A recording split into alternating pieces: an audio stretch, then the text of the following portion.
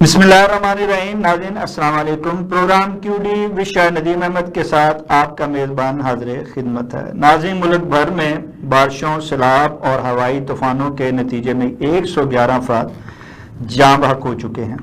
اس میں 53 بچے بھی شامل ہیں. سب سے زیادہ اموات آبادی کے لحاظ سے بڑے صوبے پنجاب میں ہوئی ہے. اس سے جہاں پنجاب حکومت کے سارے دعووں کا پول کھل گیا ہے، وہیں پیشگی تیاری کی غیر موجودگی کا احساس بھی نمایاں ہوا ہے. حکومت کو اپوزیشن کو دبانے، دیوار سے لگانے اور سیاسی انتقام کا نشانہ بنانے سے ہی فرصت نہیں تو کیسے عوام کو اپنی ترجیحات میں شامل کر پائے گی، اور کیسے گسیدہ عمارتوں کے نیچے دبنے والوں اور سیلابی ریلوں میں بہنے والوں کو بچا پائے گی. اس پر اظہار خیال کے لیے آج ہم نے لندن UK سے سینئر صحافی، کالم نگار، تجزیہ کار جناب مقیم احمد صاحب کو مدعو کیا ہے، جو کہ ویڈیو لنک پر ہمارے پروگرام میں شریک ہو رہے ہیں. ہم ان کے انتہائی شکر گزار ہیں کہ اپنی گوناگون مصروفیات میں سے وقت نکال کر پروگرام میں شرکت فرما رہے ہیں. جناب مقیم احمد خان صاحب، ایک طرف حکومت کے دعوے تو دوسری جانب پریشان حال عوام ہے. ایک طرف عوام گندم چینی مافیا کے ہاتھوں لٹ رہے ہیں تو دوسری جانب وہ سیدھا عمارتوں کے نیچے دب کر بے موت مر رہے ہیں اور سیلابی ریلوں میں بہ رہے ہیں. حکومت کہاں گئی گڈ گورننس اور کہاں گئی انتظامیہ؟ کیا اس ملک میں کوئی عوام کا پرسان حال ہے کہ نہیں؟ شاہد صاحب، اس میں سب سے بڑا رول جو ہے وہ NDMA national disaster management authority کا ہے، جس کے سربراہ لیفٹیننٹ جنرل انعام صاحب ہیں. اور 1 جولائی کو وزیر اعظم کو NDMA نے بریفنگ بھی دی تھی. اب یہ کلاؤڈ برسٹنگ کی وجہ سے جو بارش گر رہی ہے اور پانی کی نکاسی جو نہیں ہو رہی ہے اور عوام کو انفارم نہیں کیا جا رہا ہے کہ کہاں پہ کلاؤڈ برسٹنگ کا امکان ہے. اب آپ دیکھیے کہ پہلے سوات میں ہوا، ساروں نے شور مچانا شروع کر دیا. اس کے بعد سندھ اور بلوچستان سے بھی وہی خبریں آ رہی ہیں. ملک کے دیگر حصوں میں بھی اسی طرح کی اطلاعات ہیں اور کوئی علاقہ بچا نہیں ہے کہ جہاں پہ اموات نہ ہوئی. تو اس میں NDMA کا بہت بڑا کردار ہے اور ان کو اس کی ذمہ داری لینی چاہیے. اب NDMA کی ساخت ہمارے ہاں شاید لوگوں کی نظروں سے اوجھل ہے کہ اس کا ہیڈ کوارٹر اسلام آباد میں ہے. تمام صوبوں میں اس کی کیا کہتے ہیں موجودگی ہے اور تمام اضلاع. تو اب آپ یہ بتائیے کہ یہ کر کیا رہے ہیں. وہاں صرف اگر آپ ان کی ویب سائٹ پہ جائیں وہ صرف یہ پریس ریلیز جاری کر دیتے ہیں کہ جناب خطرہ ہے، بچ کے رہنا. جیسے وہ ہماری انٹیلیجنس ایجنسیاں کہہ دیتی ہیں نا کہ جی وہ 10 آدمی بارڈر کراس کر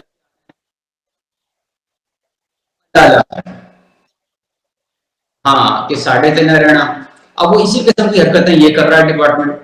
تو بڑی حیران کن ان کی کارکردگی ہے اور بڑا ہی افسوسناک مرحلہ ہے کہ کوئی کوارڈینیشن نہیں ہے. اور ہمارے ناظرین کے لیے میں گزارش کر دوں، ٹیکنالوجیکلی 2 چیزیں پاسبل ہیں کہ جو ہیلپ کر سکتی ہیں. وہ اس میں ایک تو ویدر کا ریڈار ہے، دوسرا پھر سیٹلائٹ کی امیجری ہے، اور تیسری جو ہے وہ آبزرویشن ہوتی ہے کہ محکمہ موسمیات اور NDMA اندازہ لگانے کا کم از کم بادلوں سے اور ایسے علاقے پر جہاں تاریخی طور پہ سیلاب آتا ہے. اب یہ مسئلہ ہے کہ یہ جو سیلابی پانی نقصان کر رہا ہے، ہمیں یہ سمجھ نہیں آتی کہ ہمیشہ وہیں سے پانی آتا ہے سوات کے اوپر سے، تو اس میں اس سیلاب کی گزرگاہوں کے دائیں بائیں آپ 10 میل لمبی یا 2 میل لمبی خندقیں کیوں نہیں کھود دیتے کہ جس وقت بھی سیلاب کا پانی آئے وہ ادھر چلا جائے. وہ بھی ہم نے کبھی نہیں کیا، کبھی سوچا نہیں. اور پھر جن دریاؤں، تالابوں یا نہروں کے پشتے بھی جو ہیں وہ لو ہیں، ان کو ہائی کر سکتے ہیں آپ. اس کے لیے بھی کوئی راکٹ سائنس کی ضرورت نہیں ہے، کسی بڑی ٹیکنالوجی کی ضرورت نہیں ہے. وہیں سے جناب آپ پہاڑی پتھر کاٹتے ہیں، توڑتے ہیں اور علاقائی مزدوروں کو دے کے پشتے اوپر کرا دیں 8-10 فٹ. لیکن وہ ہمیشہ ہمیں اسی طرح گھمایا جاتا ہے، ایسے بتایا جاتا ہے کہ جیسے کوئی یہ جو ہے مارس میں یا خلا میں کچھ ہو رہا ہے. اس کا پاکستان میں اس کی عوام سے کوئی تعلق نہیں ہے. اور یہ جو سیاستدان ہیں یہ ایک دوسرے کو مورد الزام ٹھہراتے رہتے ہیں کہ سوات میں آیا تو لوگ جناب وہ علی امین گنڈا پور کا استعفیٰ مانگ رہے تھے. اب سندھ اور بلوچستان میں ہوا تو کسی کا منہ مشرق کو ہے اور کسی کا منہ غیر مغرب کو ہے. تو اس کو پولیٹیسائز کر کے انسانی سانحے کو اس پر بھی یہ جو ہے نا سیاست کر رہے ہوتے ہیں. یہ بڑا افسوسناک ہے. جی. اور اس کے ساتھ تشہیر بھی اپنی جگہ. لیکن یہ جو دعوے کیے جاتے ہیں ہر دفعہ جب بھی کوئی ایسا موسم آنا ہوتا ہے اس کے بارے میں بات ہوتی ہے تو اس صوبائی حکومت بالخصوص جو ہے وہ دعوے دار ہوتی ہے کہ ہم نے سارا انتظام کر دیا ہے اور یہ ہماری ڈیڈ لائن ہے. لیکن وہ ڈیڈ لائن کراس ہو جاتی ہے, بندے مر جاتے ہیں, تو کوئی اتنا غیرت مند نہیں ہے, نہ کوئی وزیر, نہ کوئی مشیر, نہ کوئی سیکٹری, نہ کوئی عہدیدار کہ جو کوئی اس کو ذمہ داری کو قبول کرے کہ میری یہ کوتاہی ہوئی ہے اور استعفیٰ دے. ان سے اچھے تو وہ کوریا والے تھے, ایک کشتی ڈوبی تھی, وزیر اعظم نے استعفیٰ دے دیا تھا. یہاں رواج ہی نہیں ہے اس چیز کا اور نہ ہی کوئی شرمندگی کا ہے, بلکہ عوام کو جو ہے وہ مد الزام ٹھہرایا جاتا ہے. اگر عوام نے سارا کچھ مقیم صاحب کرنا ہے تو پھر ٹیکس کس لیے مانگتے ہیں؟ پھر عوام کو یہ ڈیڈ لائنیں کس چیز کی دیتے ہیں؟ وہ اپنی نوکری پکی کر رہے ہوتے ہیں. صحیح. خاطر انہوں نے بھیج دینا ہوتا ہے محکموں کو, پریس ریلیز میڈیا کو, اور کہہ دینا ہے کہ جی ہم نے اپنا فرض نبھا دیا. اب آپ یہ دیکھیں کہ اب یہ اس کو اگر غلط رنگ نہ دیا جائے کہ جنگوں میں سپاہی مرتا ہے, جرنیل نہیں مرتا. سیلاب آتا ہے, کبھی سنا ہے کہ آپ نے 75 سے 78 سالوں میں کہ کوئی ڈپٹی کمشنر بہ گیا ہو اس میں, یا اسسٹنٹ کمشنر جو ہے سیلاب کی نظر ہو گیا ہو؟ کبھی نہیں ہوا. اور یا کسی ایم این اے کو سیلاب لے گیا ہو یا کسی ایم پی کا گھر اڑ گیا ہو.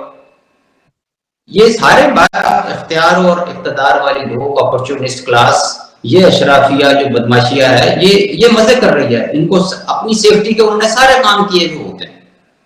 بند کا سپل وے کھولتے ہیں تو اس کا رخ بھی غریبوں کی بستیوں کی طرف ہوتا ہے. پانی کا بہاؤ تیز ہوگا, لپیٹ میں غریب کی جھونپڑی آتی ہے. کبھی ہوا کہ کوئی ڈیفنس میں یا بحریہ میں نقصان ہوا؟ تو یہ تو ہمارے یہاں تو ایک جسے کہتے ہیں کہ وہ مرے کو مارے شاہ مدار.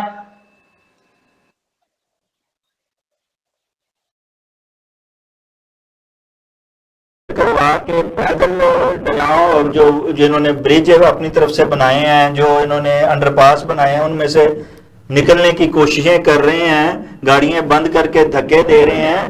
لیکن جہاں حکومتوں کو, حکمرانوں کو دیکھیں وہ تو چینی مافیا اور گندم مافیا سے نوٹ کمانے میں لگے ہوئے ہیں کے ساتھ مل کے. تو مسئلہ ہی کوئی نہیں نا, رو پیٹ کے چپ ہو جائے گی. جنازے اٹھا کے ویسے تھک چکے ہیں, ہمت ان میں ہے نہیں. اور کوئی ایسی پولیٹیکل فورس ملک میں بچی نہیں کہ جس میں دم ہو اور وہ عوام کے حقوق کی بات کرے اور کوئی اس کو سن لے. سب سے بڑا المیہ یہی ہے کہ اب نہ وہ کہنے والی زبان رہی, نہ سننے والے کان رہے. یہ تو جب کوشش کرتی ہے اس کو دبایا جاتا ہے, دیوار کے ساتھ لگایا جاتا ہے اور مائنس کرنے کی کوشش کی جاتی ہے. حکومت تو اس میں لگی ہوئی ہے.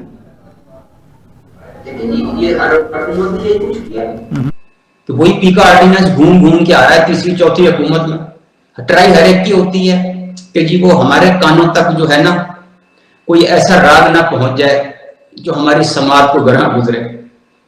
وہ سنگ مرمری کہ ایوانوں میں بیٹھنے والے ایک تو سنگدل ہو جاتے ہیں, دوسرے ان کی سماعت جو ہے نا وہ بڑی نازک ہو جاتی ہے. تو اس کا حل جو یہی ہے کہ شاید وہ اللہ تعالیٰ کو ہدایت دیتے. ادروائز یہ جو مینٹیلٹی ہے یہ ہر حکمران طبقے میں رہی ہے اور شاید یہ جائے گی نہیں. مفاد پرست رہے. یہ پہلی بار ہے کہ اپوزیشن بھی مفاد کے ٹولے کے ساتھ بہتی ہوئی نظر آتی ہے. حکومت میں جہاں مفاد پرستی اقتدار کی نظر آتی ہے, اسی طرح سیٹوں کو برقرار رکھنے کی جو ہے مفاد پرستی کو اپوزیشن میں بھی نظر آ رہی ہے.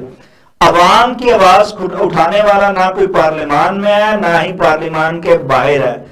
اور اب جو ہے وہ حکومت جو عوام ہے اس کو بانی پی ٹی آئی کے بیٹوں کا لولی پاپ دیا جا رہا ہے کہ وہ آئیں گے، تحریک چلائیں گے، نہ صرف بانی کو باہر لائیں گے بلکہ عوام کو بھی آزادی دلائیں گے. حکیم صاحب، کیا ایسا، آپ تو وہاں باہر بیٹھے ہیں، کیا آپ سمجھتے ہیں وہ آئیں گے، بانی کو رعایت دلائیں گے، عوام کو بھی آزادی ساتھ دلائیں گے اور کوئی حقوق جو ہیں وہ ان کو مل پائیں گے؟ ٹاپک بن گیا پاکستان میں کہ میڈیا اور حکمران جماعت کے وزراء تک اور سینئر رہنما تک اس کو ڈسکس بھی کر رہے ہیں، وہ دھمکیاں بھی دے رہے ہیں، ڈرا بھی رہے ہیں، لعن طعن بھی کر رہے ہیں. ابھی کل تک یہی لوگ تھے، وہ یہ کہتے تھے کہ عمران خان کے بچے تو باہر ہیں، ان کو کیوں نہیں بلاتے. اب وہ اگر ابھی انہوں نے تو خیر کوئی پروگرام نہیں کیا کیونکہ نہ ہی کوئی چیز کنفرم ہوئی ہے، اور میں ذاتی طور پہ یہ سمجھ رہا ہوں کہ اگر وہ آئے بھی تو شاید ملاقات کر کے واپس چلے جائیں. دوسرا، کیونکہ وہ برطانوی شہری ہیں، پاکستان کا قانون انہیں کوئی سیاسی سرگرمی کی اجازت نہیں دیتا. ان کو برطانیہ سے پاکستان جانا ہے، اور آپ اس چیز سے واقف ہیں کہ ایویشن یا ہوا بازی کا محکمہ جو ہے وہ ڈھاک کے اندر ہے. تو آپ یہ یاد رکھیے کہ وہ جہاز ڈائیورٹ بھی ہو سکتا ہے پرویز مشرف کے جہاز کی طرح، اور فلائٹ کینسل بھی ہو سکتی ہے.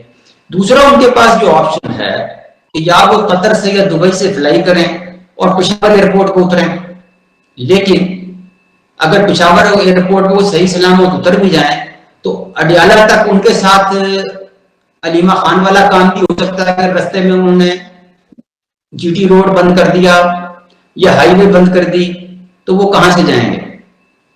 پھر اگر گیٹ تک بھی پہنچ گیا، ملاقات کی اجازت نہ ملی تو کیا ہوگا؟ یہ سارے مفروضے ہیں اور پاسبلٹیز ہیں. لیکن ایک دلچسپ پہلو اس ساری ساگا کا یہ ہے کہ کل کو، ابھی تک تو وہ یہ کہہ رہا ہے نا کہ عمران خان کے بچے غیر ملکی شہری ہیں تو اس وجہ سے وہ سیاسی ایکٹیویٹی نہیں کر سکتے. لیکن دلچسپ پہلو یہ ہے، کل کو کوئی اور پارٹی اس پہ اختلاف میں ہوتی ہے، مثال کے طور پہ پیپلز پارٹی، بلاول بھٹو پہ یا زرداری صاحب پہ مشکل وقت آ جاتا ہے، تو کیا صنم بھٹو اور ان کے بچے ان کی مدد کو آ سکتے ہیں؟ ایک سوال. کل کو پی ایم ایل این اس پہ اختلاف میں ہو، مشکل وقت ہو، کیا میاں نواز شریف کے صاحبزادگان اسی راستے کو اختیار کر پائیں گے یا نہیں کر پائیں گے؟ اور اسی طرح بے شمار سیاسی قائدین ہیں کہ جن کی اولادیں باہر ہیں، جن کی نیشنلٹیز دوسرے کنٹری کی ہیں، تو وقت بدلتے دیر نہیں لگتی، تو یہ دیکھیں گے کہ یہ کیسے ڈیولپ ہوتا ہے. لیکن یہ ہے کہ ایک بار آپ نے جو پریسیڈنٹ سیٹ کر دی نا، وہ پھر گھوم بالکل، جو آپ ایک دفعہ کر دیتے ہیں پھر یہ امید رکھیں کہ اس سے بڑھ کے آگے سے آئے گا. جب بھی آئے گا تو کوئی اس کی گارنٹی نہیں دے سکتا. یہ جو گارنٹی مانگی جاتی ہے بانی پی ٹی آئی سے بھی بار بار مانگی جا رہی ہے کہ وہ کوئی بدلہ تو نہیں لیں گے، کیا وہ دوبارہ اس سے بڑھ کے تو نہیں کچھ کریں گے، تو یہ گارنٹی نہ کوئی دے سکتا ہے اور نہ ہی جو ہے وہ اس گارنٹی پہ کوئی چل سکتا ہے. لیکن اس میں جو آپ نے بات کہی کہ وہ پتہ نہیں آتے ہیں، لیکن علیمہ خان صاحبہ نے اس کو جو ہے وہ کنفرم کیا ہے کہ وہ لازمی آئیں گے. اچھا، جیسے دیگر افواہیں ہیں، اس کے ساتھ یہ بھی ایک شنید ہے کہ وہ نہ صرف خود آ رہے ہیں بلکہ کانگریس مینوں کو امریکہ کے کچھ 6-7 کو ساتھ لے کے اور ساتھ کچھ جو ہے وہ اخباری اور دیگر میڈیا کے لوگوں کو بھی فوراً وہ لے کے ساتھ آ رہے ہیں. اگر وہ اس طرح آتے ہیں تو کیا آپ سمجھتے ہیں کہ پہلی بات تو یہ کہ کیا آپ کے پاس اس بارے میں کوئی خبر ہے کہ وہ واقعی اس طرح آ رہے ہیں یا آئیں گے؟ اور اگر آتے ہیں تو پھر پاکستانی حکومت کا کیا رد عمل ہو سکتا ہے؟ کیا وہ کر پائیں گے جو وہ سوچ رہے ہیں؟ ان کے لیے آسان ہوگا؟ آپ کے پہلے سوال کے جواب میں کچھ مفروضات عرض کر دیے، کچھ پاسبلٹیز پہ اظہار خیال کیا تھا. میں اس کو مزید الیبوریٹ کر دیتا ہوں. حکومت پاکستان ان کو ویزا ہی نہیں دیتی، کیا کر لیں گے؟ ایک. پھر دوسرا یہ ہے کہ وہ پلین ڈائیورٹ ہو جاتا ہے یا فلائٹ کینسل کر دی جاتی ہے، تو کیا کر لیں گے؟ ملاقات کی اجازت نہیں دیتے. معاف کرتے ہوئے یہ جو سوال کرنا یہ چاہ رہا ہوں اور یہ بتانا چاہ رہا ہوں اور لوگوں کو یہ آپ کے ذریعے پتہ لگے کہ پہلے ہی پاکستان پر انگلی اٹھائی جا رہی ہے جمہوریت کی پامالی کی، حقوق کی جو ہے وہ نہ ملنے کی، انسانی حقوق کے حوالے سے بڑی انگلی اٹھائی جا رہی ہے. جب ان کے ساتھ انٹرنیشنل میڈیا اور کانگریس مین ہوں گے، اگر یہ ویزا نہیں دیتے یا دیگر عوامل ایسا جن کا آپ نے اظہار کیا، کیا وہ کر سکتے ہیں اس وقت جبکہ یہ صورتحال ہو؟ کیونکہ پھر ان کی زیادہ جو ہے جنگ ازائی ہو سکتی ہے، اس حوالے سے تنقید ہو سکتی ہے، پریشر زیادہ آ سکتا ہے کہ یہ آپ کیا کر رہے ہیں، اور کیا وہ سہ پائے گی حکومت اس چیز کو؟ شاپنگ کے لیے امریکہ جائیں گے، جہاں پر ان کے تعلقات ہیں یا کوئی سوشل نیٹ ورکنگ ہے، اس کا استعمال کرتے ہوئے ان کے عمران خان کے حق میں بیانات دلوا سکتے ہیں یا پریس ٹاک ارینج کر سکتے ہیں یا انہیں پاکستان جانے کی دعوت دے سکتے ہیں. اس سے زیادہ تو ان کے بس میں نہیں ہے.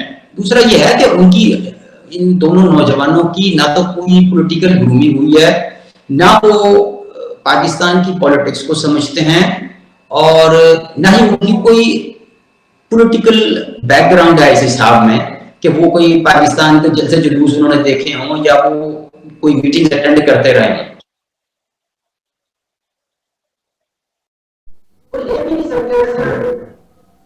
وہ تو پاکستان کے شہری نہیں ہیں.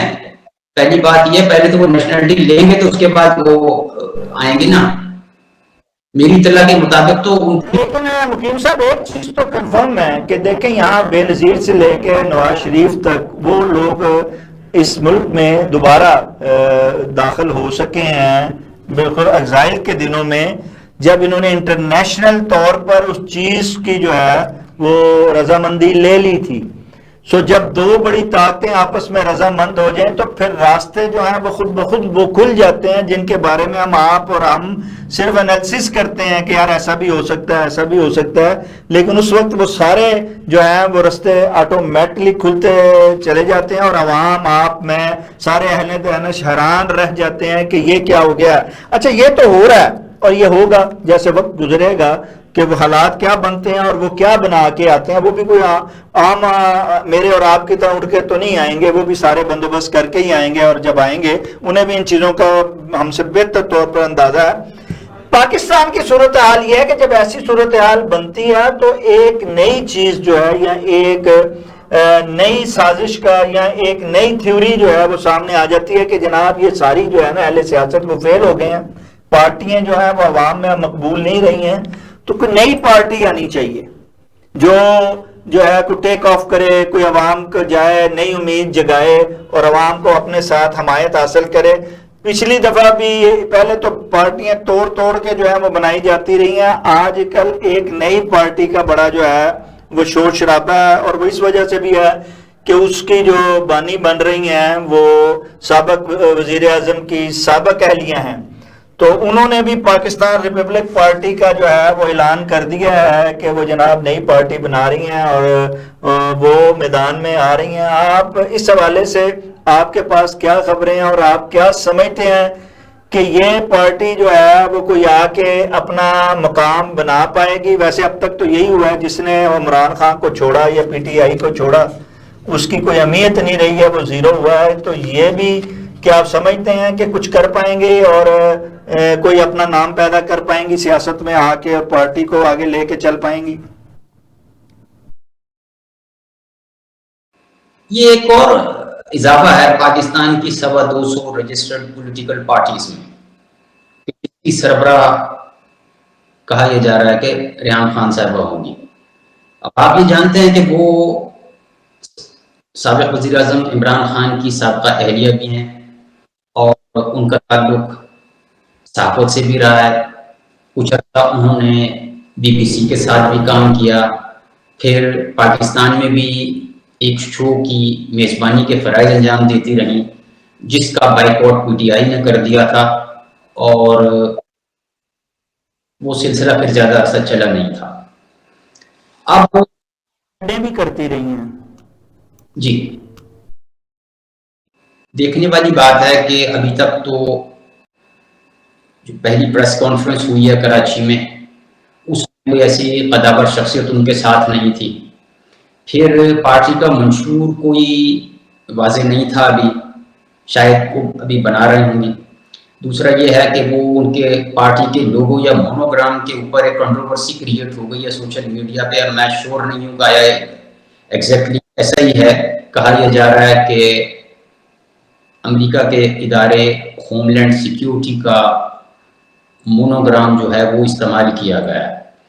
تو ابھی تو خیر یہ لیڈر ان دا میکنگ ہے یا پارٹی ان دا میکنگ ہے، لیکن یہ ہے کہ نوجوانوں کی بڑی تعداد ریحان خان کے جلسے دیکھنا چاہے گی، ان کو سننا چاہے گی، اور میں گواہ ہوں اس چیز کا کہ عمران خان کے دور میں انہوں نے خاص طور پہ اپنے بیک ہوم ہزارہ میں جلسوں سے بھی خطاب کیا تھا، اور وہ بڑی ایکٹیو رہی، اور ایک بار انہوں نے یہ بھی دعویٰ کیا تھا کہ میں ہزارہ سے الیکشن لڑوں گی۔ تو اب میں امید کرتا ہوں کہ یہ خواب وہ پورا کریں گی اور ہزارہ سے بھی الیکشن لڑیں گی، اور ملک کے دیگر حلقوں سے بھی اب خود بھی کھڑی ہوں گی اور امیدواروں کو بھی کریں گی۔ لیکن ان سے میرا ایک ذاتی گلہ ہے کہ مجھے آج تک انہوں نے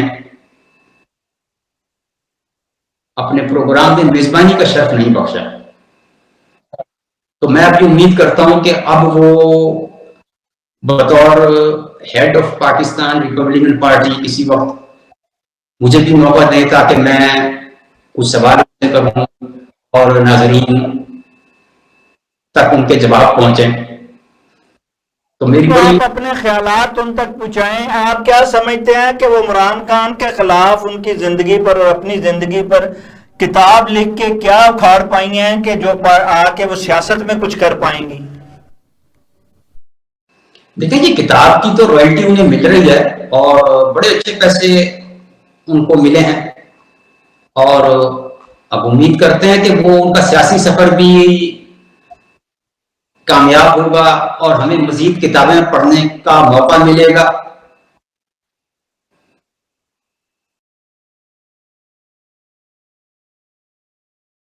انہیں جب دیگر پارٹیوں نے تو بڑی ان کو کوشش کی تھی کہ وہ ان کی پارٹیوں میں آ جائیں اور وہاں پہ وہ الیکشن لڑ کے یا ویسے مخصوص نشستوں پر جو ہے وہ کوئی آ کے پارلیمان میں کردار ادا کریں، تو وہ کسی پارٹی میں گئی نہیں۔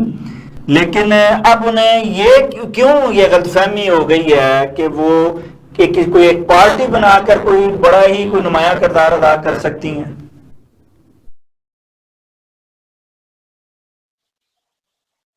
جب انہوں نے جلسے کیے، جو کچھ کیا، وہ عمران خان کے مرہون منت تھا کہ ان کے وہ کامیاب ہوئے۔ اب وہ عمران خان کی وائف نہیں ہے، اب انہیں سابق وائف کی حیثیت سے دیکھا جاتا ہے، تو کیا اب وہ اس طرح کوئی بہتر کردار ادا تو نہیں کرتی ہوئی نظر آتی ہیں، نہ ہی کوئی ان کا اتنا قد کاٹ ہے۔ وش ہر دا بیسٹ آف لک، اور میں امید کر رہا ہوں کہ وہ جب گراس روٹ لیول پر ورکنگ شروع کریں گی تو اپنے انداز خطابت سے، اپنے صحافت کے تجربے سے اور اپنے سوشل نیٹ ورک کی بدولت پاکستان کی سیاست میں ایک اچھا اضافہ ثابت ہوگی۔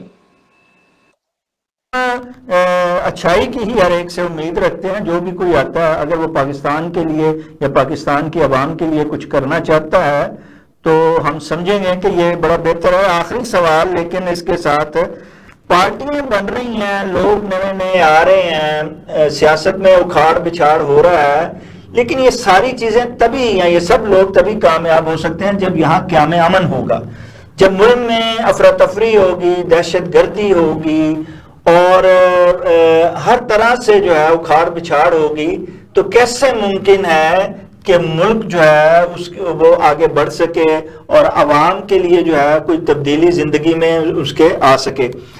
بلوچستان جو ہے اس حوالے سے موجودہ حکومت کی کاوشیں اپنی جگہ، اور انہوں نے نئی فورس اب بنا دی ہے، بہت سے ایکشن پہلے ہو رہے تھے، پلان چل رہے تھے، ضرب اعظم اور دیگر جو پلان ہیں وہ ساتھ ساتھ چل رہے تھے، لیکن اب ایک حکومت جو اعتراض کر رہی تھی وہاں پہ کہ وہاں جو فورسز موجود ہیں وہ کیا کر رہی ہیں کہ ایک کے بعد ایک جو ہے وہ دہشت گردی کا واقعہ ہو رہا ہے۔ حکومت نے ایک نئی فورس وہاں بنائی ہے، کیا آپ سمجھتے ہیں کہ یہ فورس جو ہے وہ بلوچستان کا قیام امن واپس لا سکتی ہے اور کوئی کارکردگی دکھا سکتی ہے کہ جس کے بعد ہم یہ سمجھیں کہ ہم نے دہشت گردی پر صحیح طرح قابو پا لیا ہے اور ملک میں قیام امن جو ہے وہ آ گیا ہے؟ دعائیں کر سکتا ہوں کہ یہ جو فرنٹیئر کانسٹیبلری کو پاکستان کانسٹیبلری میں بدلنے کا آرڈیننس جاری کیا جا رہا ہے کہ کو سکسیس حاصل ہو، لیکن دیکھنے والی بات یہ ہے کہ اگر 21 ایجنسیاں اور 1 درجن سے زیادہ سیکیورٹی سے ریلیٹڈ ادارے کچھ نہیں کر سکے تو یہ ایک کانسٹیبلری کیا کر سکے گی؟ اور باقی اداروں کی ورکنگ کے اوپر بھی سوالیہ نشان ہے کہ وہ کیا کرتے رہے جو اس کی ضرورت پیش آئی۔ پھر ایک اور تاریخی چیز جو مجھے ہانٹ کر رہی ہے وہ ذوالفقار علی بھٹو کے وقت میں ایک فیڈرل سیکیورٹی فورس بنائی گئی تھی جس کے سربراہ محمود مسعود بھٹو صاحب کے کیس میں وعدہ معاف گواہ کے طور پر پیش ہوئے تھے، اور 2 4 یا 5 گواہ اس پھانسی کی وجہ بنے، ان میں سے سر فہرست محمود مسعود وعدہ معاف گواہ تھا۔ تو اللہ کرے کہ یہ تاریخ دہرائی نہ جائے اور یہ کانسٹیبلری جو بنائی ہے اسے کامیابی نصیب ہو۔ لیکن احمد ولی خان کا احتجاج بھی آپ کے سامنے ہے، انہوں نے یہ کہا کہ جی یہ فرنٹیئر کانسٹیبلری کو اس میں مرج کرنے کی کیا ضرورت تھی، پنجاب یا سندھ سے کوئی کانسٹیبلری بنا لیتے۔ ایک دوسرا یہ ہے کہ خالی یہی ایک ادارہ نہیں بنایا جا رہا، ہم یہ دیکھ رہے ہیں کہ وہ CTB بنایا گیا اور اب وہ پیرا بنایا گیا۔ اب یہ اداروں کے اوپر ادارے بنائے جا رہے ہیں، ایک طرف کہتے ہیں کہ سرکاری ملازم بہت ہیں، پینشن کے لیے پیسے نہیں ہیں۔ جو ادارے موجود ہیں ان سے آپ کام نہیں کرا سک رہے یا کرانا نہیں چاہتے، یا نئی بھرتیوں میں کوئی بینیفٹ حاصل کرنا چاہتے ہیں، کیونکہ ایک طرف آپ کے اوپر یہ دباؤ ہے IMF کا بھی اور ہماری معاشی صورتحال کا بھی کہ سرکاری ملازموں کی تعداد کم کی جائے، پینشن کا لوڈ کم ہونا چاہیے، لیکن ہم اس طرف نہیں جا رہے۔ تو یہ ایک کنٹرڈکشن ہے اور ہماری سمجھ سے بالا تر ہے، اور کچھ سمجھ نہیں آ رہا کہ اس سے ہم کیا حاصل کر سکیں گے۔ جی مکی محمد صاحب، آپ نے درست فرمایا کہ ہم نے نئے ادارے، نئے جو ہیں فورسز تو بنا رہے ہیں، لیکن ہم ان کے نتائج سے جو ہے وہ کسی بھی 100% طور پہ کہہ نہیں سکتے کہ وہ نتائج دے پائیں گے کہ جو ہم چاہتے ہیں۔ در حقیقت ہمیں اپنے مسائل کو دیکھتے ہوئے، اپنے چادر کو دیکھتے ہوئے ہی پاؤں پھیلانے چاہیے۔